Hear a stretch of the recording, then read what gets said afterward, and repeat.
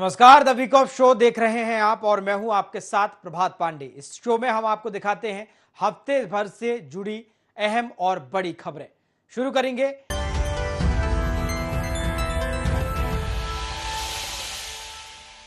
मध्य प्रदेश की सियासत में इन दिनों विचारों शिविर के जरिए राजनीतिक जमीन तैयार करने की कोशिशें तेज हो गई।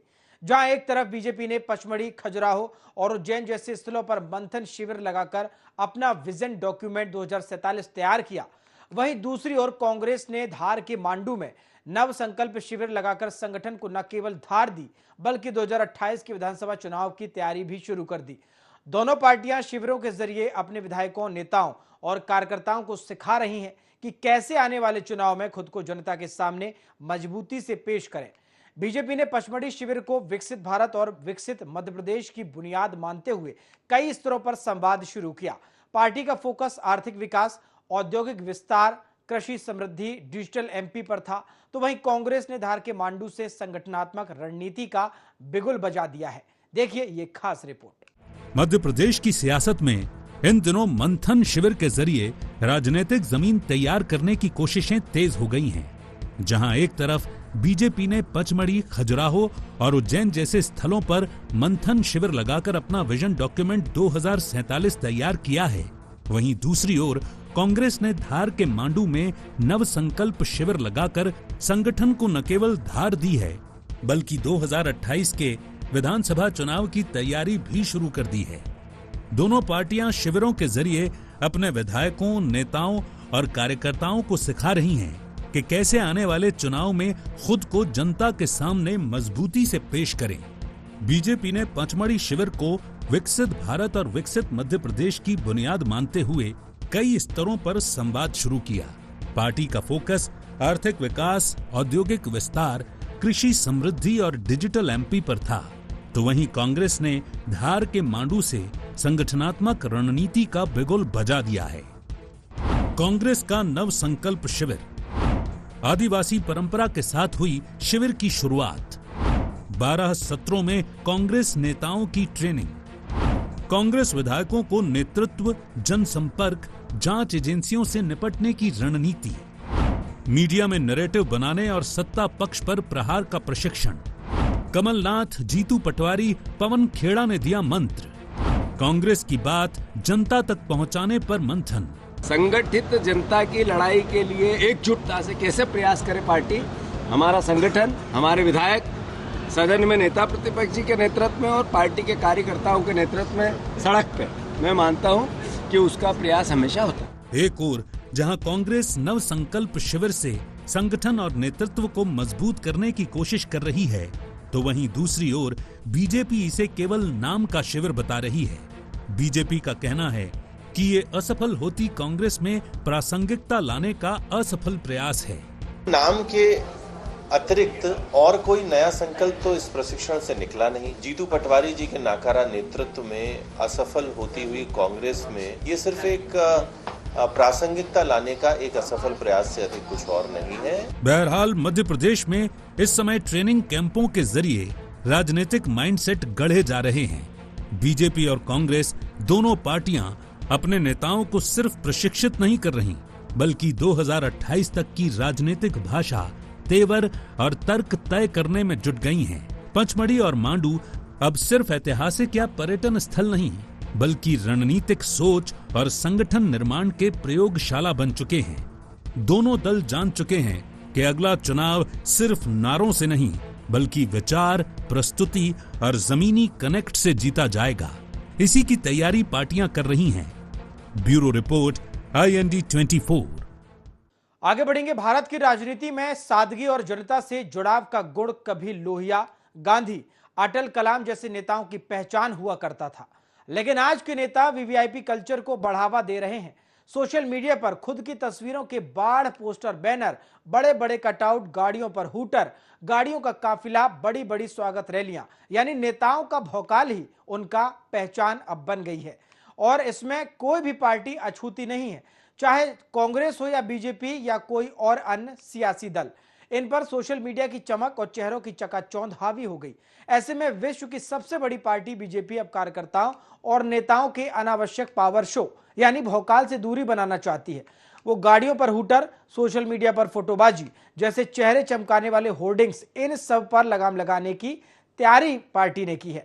नवागत प्रदेश अध्यक्ष हेमंत खंडेलवाल की अगुवाई में सरलता और शुचिता अभियान शुरू हुआ और भौकाल दिखाने वालों की एक सूची तैयार हुई, जिन्हें पार्टी नेतृत्व सख्ती से समझाने भी वाला है। देखिए इसी पर यह खास रिपोर्ट। भारत की राजनीति में सादगी और जनता से जुड़ाव का गुण कभी लोहिया, गांधी, अटल और कलाम जैसे नेताओं की पहचान हुआ करता था, लेकिन आज के नेता वीवीआईपी कल्चर को बढ़ावा दे रहे हैं। सोशल मीडिया पर खुद की तस्वीरों की बाढ़, पोस्टर, बैनर, बड़े बड़े कटआउट, गाड़ियों पर हूटर, गाड़ियों का काफिला, बड़ी बड़ी स्वागत रैलियां, यानी नेताओं के भौकाल ही उनकी पहचान बनता जा रहा है। और इससे कोई भी पार्टी अछूती नहीं है, चाहे कांग्रेस हो या बीजेपी या कोई और अन्य सियासी दल। इन पर सोशल मीडिया की चमक और चेहरों की चकाचौंध हावी हो गई है। ऐसे में विश्व की सबसे बड़ी पार्टी बीजेपी अब कार्यकर्ताओं और नेताओं के अनावश्यक पावर शो यानी भौकाल से दूरी बनाना चाहती है। वो गाड़ियों पर हूटर, सोशल मीडिया पर फोटोबाजी, चेहरे चमकाने वाले होर्डिंग्स, इन सब पर लगाम लगाने की तैयारी में है। नवागत प्रदेश अध्यक्ष हेमंत खंडेलवाल की अगुवाई में सरलता और शुचिता अभियान शुरू हो चुका है और भौकाल दिखाने वालों की एक सूची तैयार हो रही है, जिन्हें पार्टी नेतृत्व सख्ती से समझाने वाला है। बीजेपी का नो भौकाल एजेंडा। नेताओं कार्यकर्ताओं की गाड़ियों से हूटर हटेंगे, सोशल मीडिया पर फालतू प्रचार पर नजर, चेहरे चमकाने वाले पोस्टर बैनर बंद होंगे, कार्यकर्ताओं को पढ़ाया जाएगा सरलता शुचिता का पाठ, सोशल अकाउंट खंगालकर बनाई जा रही लिस्ट, पार्टी नेतृत्व देगा व्यक्तिगत फीडबैक। हेमंत खंडेलवाल खुद नरम लहजे में दे रहे सख्त संदेश। मैंने ये कहा कि आपके अंदर आपके व्यक्तित्व को गढ़ने का काम करिए। बड़े होर्डिंग से बड़ा व्यक्तित्व नहीं बनेगा। हमारा व्यक्तित्व रहे, समाज हमारा सम्मान करे, हम में कोई ना कोई ऐसी चीज रहे। हमारा व्यक्तित्व जितना अच्छा होगा, जितना स्ट्रांग होगा, उतना समाज में हमें उतना सम्मान मिलेगा। वहीं बीजेपी की इस पहल को कांग्रेस ने महज दिखावा करार दिया है। कांग्रेस का कहना है कि बीजेपी ने सालों तक इसी दिखावे की राजनीति को बढ़ावा दिया। अब अचानक सादगी की बात से साफ हो गया है कि ये दोहरे चरित्र वाली पार्टी है। भारतीय जनता पार्टी में पिछले कई दिनों से उपदेश देने की कुछ परंपरा ज्यादा चल रही है। हर आदमी आता है, नेता अपने उपदेश देता है। भारतीय जनता पार्टी के लोग दिखावा करते हैं क्योंकि सत्ता में है, इसलिए इनकी बात सुनी जाती है, लेकिन निश्चित रूप से कहीं न कहीं देखें तो दोहरे चरित्र की पार्टी का नाम है भारतीय जनता पार्टी। बहरहाल बीजेपी में अब दिखावे के दिन लद रहे हैं।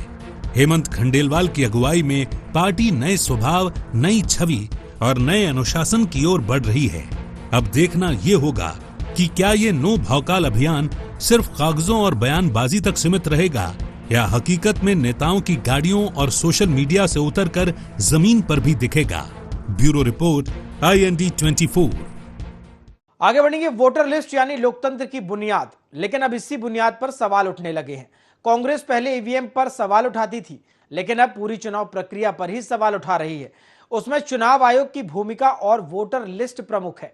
पार्टी अब ईवीएम पर उतनी मुखर दिखाई नहीं देती। कांग्रेस नेता राहुल गांधी लगातार चुनाव आयोग की विश्वसनीयता का मुद्दा उठाते हुए आरोप लगा रहे हैं कि देश के कई राज्यों में मतदाता सूचियों में गड़बड़ियां हैं। उनके मुताबिक फर्जी नाम, डुप्लीकेट एंट्री और असली वोटरों के नाम हटाए जाने जैसे मामलों से लोकतंत्र को खतरा है।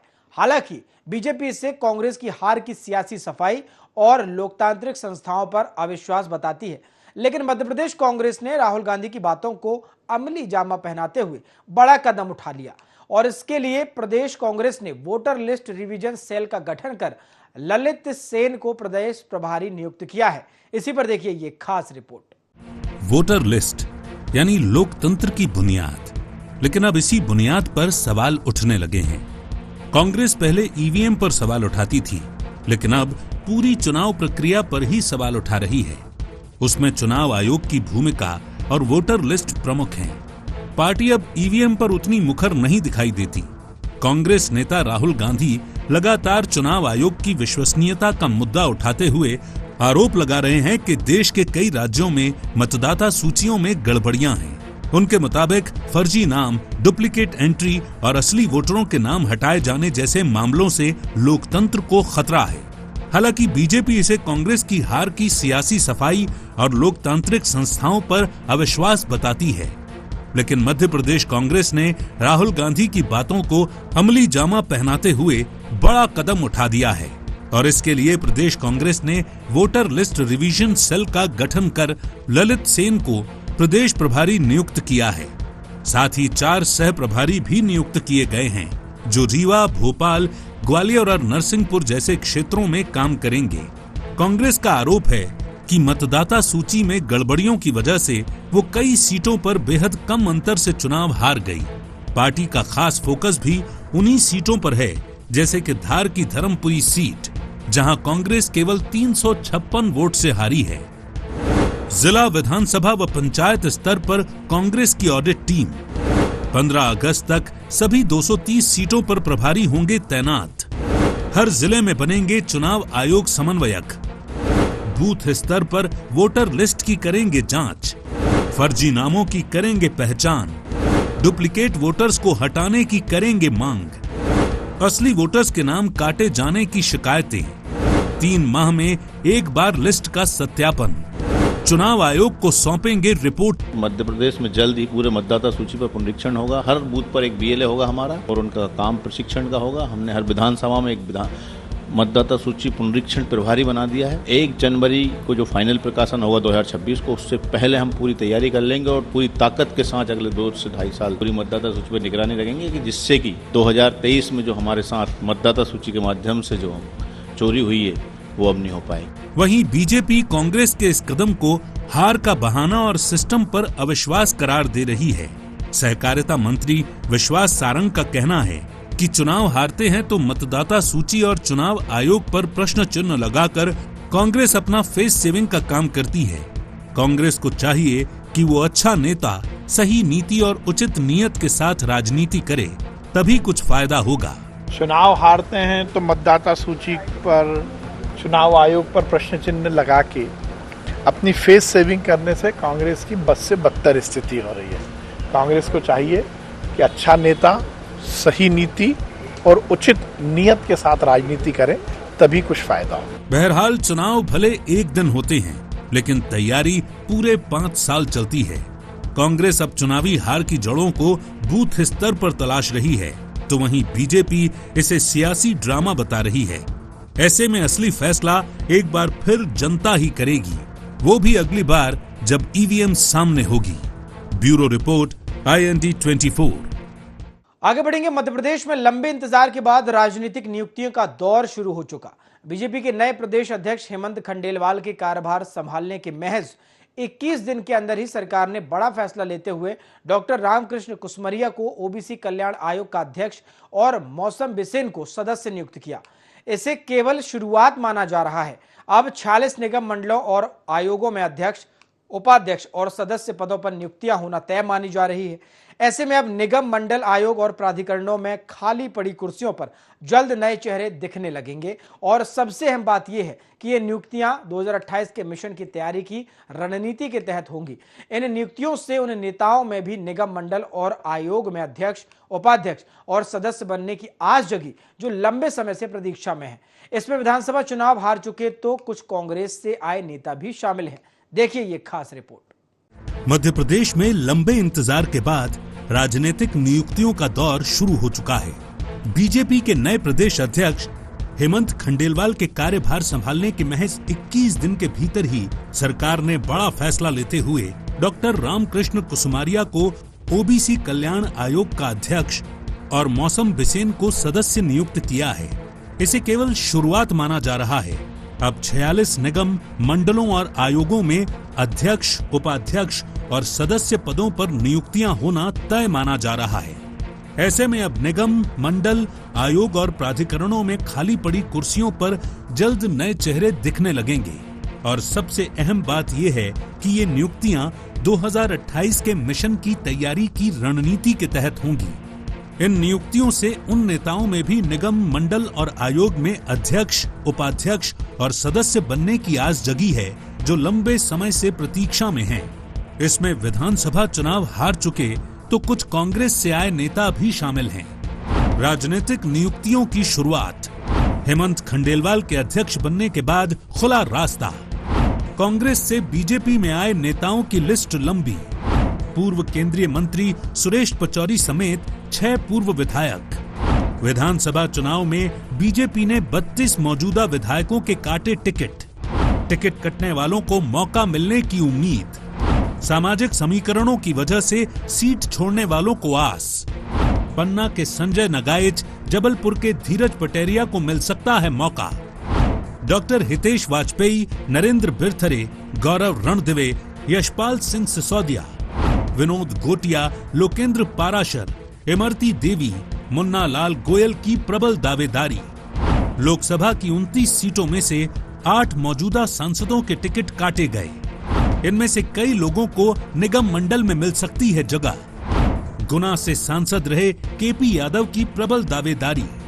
विवेक शेजवलकर, राज बहादुर सिंह, ढाल सिंह बिसेन, छतर सिंह दरबार को आस। संगठन से आए नेताओं की भी बड़ी उम्मीदें। जितेंद्र लिटोरिया, शैलेंद्र बरुआ, आशुतोष तिवारी, जयपाल सिंह चावड़ा को आस। भाजपा की परंपरा है प्रत्येक कार्य के लिए उपयुक्त व्यक्ति और उपयुक्त कार्य के लिए प्रत्येक व्यक्ति को काम दिया जाता है। इसी परंपरा के तहत भारतीय जनता पार्टी में संगठन और सरकार की नियुक्तियां होती हैं, जो सदैव चलने वाली एक व्यवस्था है। वहीं कांग्रेस इन नियुक्तियों पर सवाल उठा रही है। कांग्रेस प्रवक्ता भूपेंद्र गुप्ता का कहना है कि बीजेपी में एक तरफ 74.5 साल के जगदीप धनखड़ से इस्तीफा लिया जा रहा है और 82 साल के रामकृष्ण कुसुमारिया को अध्यक्ष बनाया जा रहा है। ये बीजेपी का दोहरा चरित्र है। कांग्रेस से आए लोगों को कुर्सियों पर बिठाया जा रहा है और बीजेपी के कार्यकर्ता दरी उठा रहे हैं। 74.5 साल के धनखड़ जी से तो इस्तीफा लिया जा रहा है। 82 साल के जो है कुसुमारिया जी को निगम अध्यक्ष बनाया जा रहा है। ये भारतीय जनता पार्टी की नीतियां हैं और ये उनका जो है अपनी नीतियों के साथ दो मुहापन है। कार्यकर्ता से झाड़ू ही लगवाते रहोगे और कांग्रेस के लोगों को जो है कुर्सियों पे बिठाते रहोगे, ये भारतीय जनता पार्टी की नीति है। बहरहाल निगम मंडलों में हो रही इन नियुक्तियों को बीजेपी जहां संगठन सत्ता के तालमेल और सामाजिक संतुलन की दिशा में कदम बता रही है, तो कांग्रेस इसे चुनाव हारे नेताओं को पद बांटने की रणनीति कह रही है। हालांकि निगाहें 46 निगम मंडलों की उन नियुक्तियों पर हैं जो अगले चरण में होनी है। साथ ही मंत्रिमंडल विस्तार पर भी चर्चाएं तेज हैं। साफ है कि दोनों ही दल इन नियुक्तियों को अपने अपने चश्मे से देख रहे हैं। Bureau report, IND 24। प्रधानमंत्री नरेंद्र मोदी ने एक नया इतिहास रचते हुए सबसे लंबे समय तक लगातार पद पर रहने वाले दूसरे प्रधानमंत्री बनने का कीर्तिमान स्थापित किया। उन्होंने पूर्व प्रधानमंत्री इंदिरा गांधी के 4077 दिनों के रिकॉर्ड को पीछे छोड़ते हुए 4078 दिन तक लगातार प्रधानमंत्री रहने का रिकॉर्ड अपने नाम किया। अब तक सबसे लंबे समय तक देश का नेतृत्व करने का रिकॉर्ड भारत के पहले प्रधानमंत्री पंडित जवाहरलाल नेहरू के नाम है, जो 15 अगस्त 1947 से 27 मई 1964 तक लगभग 16 साल 286 दिन तक प्रधानमंत्री रहे। नरेंद्र मोदी स्वतंत्र भारत में जन्मे पहले प्रधानमंत्री हैं और साथ ही एक गैर हिंदी भाषी राज्य से आने वाले सबसे लंबे समय तक पीएम के पद पर बने रहने वाले नेता भी हैं। यह उपलब्धि न केवल उनकी राजनीतिक दृढ़ता का प्रतीक है, बल्कि लोकतंत्र में जनता के भरोसे की गवाही भी है। देखिए इसी पर खास रिपोर्ट। प्रधानमंत्री नरेंद्र मोदी ने एक नया इतिहास रचते हुए सबसे लंबे समय तक लगातार पद पर रहने वाले दूसरे प्रधानमंत्री बनने का कीर्तिमान स्थापित कर लिया है। उन्होंने पूर्व प्रधानमंत्री इंदिरा गांधी के 4077 दिनों के रिकॉर्ड को पीछे छोड़ते हुए 4078 दिन तक लगातार प्रधानमंत्री रहने का रिकॉर्ड अपने नाम कर लिया है। अब तक सबसे लंबे समय तक देश का नेतृत्व करने का रिकॉर्ड भारत के सबसे पहले प्रधानमंत्री पंडित जवाहरलाल नेहरू के नाम है, जो 15 अगस्त 1947 से 27 मई 1964 तक लगभग 16 साल 286 दिन तक प्रधानमंत्री रहे। नरेंद्र मोदी स्वतंत्र भारत में जन्मे पहले प्रधानमंत्री हैं और साथ ही एक गैर हिंदी भाषी राज्य से आने वाले सबसे लंबे समय तक पीएम के पद पर बने रहने वाले नेता भी हैं। ये उपलब्धि न केवल उनकी राजनीतिक दृढ़ता का प्रतीक है, बल्कि लोकतंत्र में जनता के भरोसे की गवाही भी है। पीएम मोदी का राजनीतिक सफर वर्ष 2001 में गुजरात के मुख्यमंत्री के रूप में शुरू हुआ था। इसके बाद उन्होंने 13 वर्षों तक राज्य की कमान संभाली और फिर 2014 में ऐतिहासिक बहुमत के साथ केंद्र की सत्ता में आए। पंडित जवाहरलाल नेहरू 15 अगस्त 1947 से 27 मई 1964 तक प्रधानमंत्री रहे। जवाहरलाल नेहरू के नाम प्रधानमंत्री के तौर पर सबसे लंबे कार्यकाल का रिकॉर्ड। 15 अगस्त 1947 से 27 मई 1964 तक 6130 दिनों तक प्रधानमंत्री रहे। जवाहरलाल नेहरू का तीसरा कार्यकाल पूरा होने से पहले ही निधन हो गया। इंदिरा गांधी 24 जनवरी 1966 से 24 मार्च 1977 तक प्रधानमंत्री रहीं। इंदिरा गांधी लगातार 4077 दिनों तक पीएम रहीं। इंदिरा गांधी 1980 में दोबारा प्रधानमंत्री बनी। 31 अक्टूबर 1984 में इंदिरा गांधी की हत्या कर दी गई। वे भारत की पहली और अब तक की एकमात्र महिला प्रधानमंत्री थीं। नरेंद्र मोदी 26 मई 2014 से अब तक बतौर प्रधानमंत्री 4078 दिन पूरे कर चुके हैं। नरेंद्र मोदी स्वतंत्र भारत में जन्मे पहले और एकमात्र प्रधानमंत्री। सबसे लंबे कार्यकाल वाले गैर कांग्रेसी प्रधानमंत्री हैं मोदी। इंदिरा गांधी के बाद पहले पीएम जिन्हें लगातार 2 बार पूर्ण बहुमत मिला। आज एक और रिकॉर्ड माननीय प्रधानमंत्री जी के साथ जुड़ा है। देश के दूसरे प्रधानमंत्री हो गए जो 4078 दिन तक अपनी निर्बाध न केवल प्रधानमंत्री के रूप में काम कर रहे हैं, बल्कि उनके उस कार्यकाल को तो आज़ादी के बाद उनका इस टेन्योर में जितना भारत ने मान सम्मान और अपनी उपलब्धियां हासिल की, और जब प्रधानमंत्री ने अपना दायित्व संभाला तो 10वें 11वें नंबर की अर्थव्यवस्था में भारत की गिनती थी। यशस्वी प्रधानमंत्री श्रीमान नरेंद्र मोदी जी ने 11 साल के अंदर ही भारत को चौथी अर्थव्यवस्था में बदलते हुए तीसरी अर्थव्यवस्था की तरफ, जब तक ये टेन्योर पूरा होगा, भारत दुनिया में तीसरी अर्थव्यवस्था बनेगा। बीजेपी प्रधानमंत्री नरेंद्र मोदी के कार्यकाल को ऐतिहासिक बताते हुए आर्थिक सुधार, डिजिटल इंडिया, अंतर्राष्ट्रीय मंचों पर भारत की मजबूत उपस्थिति, स्वच्छ भारत, आत्मनिर्भर भारत जैसे अभियानों से देश की दिशा और दशा बदलने का दावा कर रही है, तो वहीं दूसरी ओर कांग्रेस इसे बीजेपी का प्रोपेगेंडा बता रही है। कांग्रेस का दावा है कि बीजेपी झूठे आंकड़े पेश कर जनता को गुमराह करने की कोशिश करती है। कांग्रेस का कहना है कि इंदिरा गांधी 5835 दिन प्रधानमंत्री रहीं। इसके साथ ही कांग्रेस पीएम मोदी के कार्यकाल पर भी सवाल उठा रही है। भारतीय जनता पार्टी जो है प्रोपेगेंडिस्ट पार्टी और ये झूठ फैला रही है। इंदिरा गांधी जी जो है 5835 दिन प्रधानमंत्री रही है, और कोई प्रधानमंत्री पद पे कितने दिन रहने से अगर जो है उसकी अध्यक्षता मानी जाती हो, उसकी अगर जो है प्रतिभा मानी जाती हो, तो ये रिकॉर्ड तो कहीं भी कई तानाशाह देशों में इससे भी ज्यादा लंबे लोग रहे होंगे। आपने क्या करा हुआ? आपकी उपलब्धियां भी हैं, बिल्कुल हैं। आपने पुलवामा की उपलब्धि, आपकी इतिहास में दर्ज है पुलवामा, कि आपके यहाँ एक ऐसा कांड हुआ जिसकी सरकार जांच ही नहीं कर पा रही। प्रधानमंत्री नरेंद्र मोदी का ये नया रिकॉर्ड सिर्फ एक राजनीतिक उपलब्धि नहीं, बल्कि एक ऐसे नेतृत्व की पहचान है जिसने बीते 1 दशक से ज्यादा वक्त तक देश की जनता का भरोसा बनाए रखा। इंदिरा गांधी को पीछे छोड़कर नरेंद्र मोदी अब देश के दूसरे सबसे लंबे समय तक लगातार प्रधानमंत्री पद पर बने रहने वाले नेता बन गए हैं। जहां बीजेपी इस उपलब्धि को ऐतिहासिक बताते हुए मोदी के नेतृत्व में देश के विकास की मिसाल दे रही है, वहीं कांग्रेस उनके कार्यकाल पर सवाल उठाते हुए लोकतंत्र, संस्थाओं और जनहित से जुड़े मुद्दों को उठाने की बात कर रही है। आगे का राजनीतिक रास्ता कैसा होगा, ये तो आने वाला वक्त ही बताएगा, लेकिन फिलहाल ये अध्याय भारतीय राजनीति के इतिहास में दर्ज हो चुका है। Bureau report, IND 24। आगे बढ़ेंगे। मध्य प्रदेश में 2028 का विधानसभा चुनाव भले ही दूर हो, लेकिन सियासी दलों ने अपनी तैयारियां शुरू कर दी हैं। एक और जहां कांग्रेस जनसंवाद अभियान, वोटर लिस्ट ऑडिट और नव संकल्प शिविर जैसे कार्यक्रमों के जरिए अपने संगठन को मजबूत करने में लगी हुई है, तो वहीं बीजेपी सत्ता और संगठन के बीच संवाद को और मजबूत करने की दिशा में एक नई पहल करने जा रही है। अब हर दिन एक मंत्री भोपाल के बीजेपी प्रदेश कार्यालय में बैठेंगे।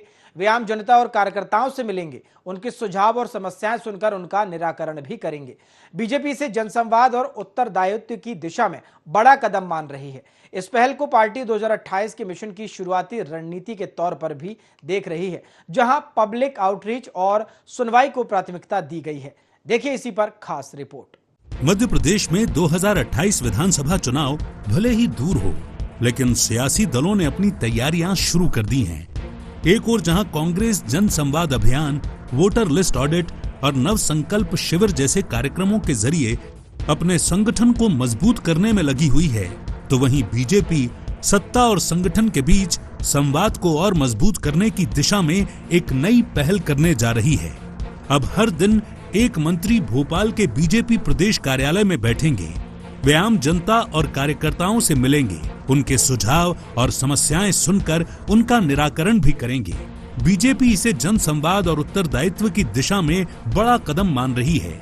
इस पहल को पार्टी 2028 के मिशन को शुरुआती रणनीति के तौर पर भी देख रही है, जहां पब्लिक आउटरीच और सुनवाई को प्राथमिकता दी गई है। बीजेपी का नया प्रयोग, मिशन 2028 की जमीन तैयार। मुख्यालय में मिलेंगे मंत्री, हर दिन जिम्मेदार रहेंगे मौजूद। सीधा संवाद, तत्काल फीडबैक। संगठन सरकार समन्वय को बढ़ावा। प्रमुख विषयों पर सरकार का पक्ष। सोमवार मंगलवार प्रदेशाध्यक्ष हेमंत खंडेलवाल की उपस्थिति। बुधवार से शनिवार तक मंत्री बैठेंगे। उन्होंने ये भी अपेक्षा करी है कि मध्य प्रदेश के प्रदेश कार्यालय में भी इस प्रकार से पदाधिकारी और मंत्रीगण भी एक एक दिन सुनिश्चित करके बैठे। जिला के प्रभारी मंत्री, जिले के स्थानीय मंत्री जिला भारतीय जनता पार्टी कार्यालय पर भी समय दे, इस प्रकार का उन्होंने एक विचार अपना रखा है। वहीं बीजेपी की इस व्यवस्था पर कांग्रेस सवाल उठा रही है। कांग्रेस के प्रदेश उपाध्यक्ष जेपी धनोपिया का कहना है कि ये पहल दिखाती है कि बीजेपी को अब जाकर एहसास हुआ है कि सरकार और जनता के बीच संवाद टूटा हुआ है। कार्यकर्ताओं में असंतोष है, उसी को दूर करने की ये कोशिश मात्र है। हालांकि इससे कोई फर्क पड़ने वाला नहीं है। आप सत्ता में होते हुए आपको ये सबकी आवश्यकता पड़ रही है, तो कहीं ना कहीं आपके कार्यकर्ताओं में असंतोष है। ये बात तो साफ तौर पे है। उस असंतोष को दूर करने के लिए आप इस तरह कर रहे हैं जिससे कि लोग आए, बैठे, उनके बीच समझौता कराएं, आपसी मेल मिलाप कराएं। मैं नहीं समझता कि भारतीय जनता पार्टी के मंत्रियों के पास तरह बैठने से बहुत फर्क पड़ेगा। बहरहाल बीजेपी इस व्यवस्था को सिर्फ एक प्रोटोकॉल नहीं, बल्कि मिशन 2028 की नींव मान रही है। तो वहीं कांग्रेस भी अपने आप को विपक्ष की भूमिका में नहीं, बल्कि विकल्प के तौर पर तैयार करने में लगी हुई है। दोनों दलों की कोशिश साफ है, जनता से सीधा जुड़ाव, जमीनी कार्यकर्ताओं को सक्रिय करना और भविष्य के चुनाव के लिए मजबूत नींव खड़ी करना। लेकिन ये तो आने वाला वक्त ही बताएगा कि कोशिशें किसकी कामयाब होती हैं। Bureau report, IND 24। The week of show में फिलहाल इतना ही। देखते रहिए IND 24। नमस्कार।